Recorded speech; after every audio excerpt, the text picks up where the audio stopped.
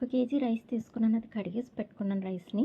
అందులో గ్లాస్ పచ్చిశనగపప్పు వేసి వాటర్ వేసుకొని స్టవ్ మీద పెట్టి ఉడకబెడుతున్నాను రైస్‌ని, పచ్చిశనగపప్పుని. పాన్ పెట్టుకొని ఆయిల్ వేసాను. ఆయిల్ హీట్ అయ్యాక చాయ్ మినపప్పు, ఎండుమిర్చి, ఆవాలు,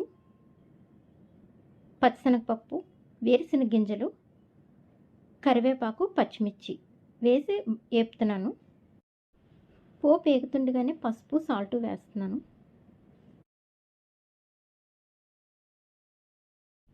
100 గ్రాముల చింతపండు తీసుకొని రసం తీసుకున్నాను.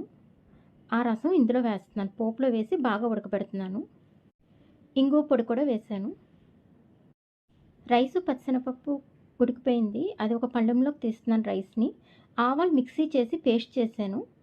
పచ్చి ఆయిలు, కరివేపాకు వేసి ఈ ఉడకబెట్టిన పోపును కూడా వేసుకొని మొత్తం బాగా కలిపేసుకుంటున్నాను. అంతేనండి, పులిహోర రెడీ అయిపోయింది.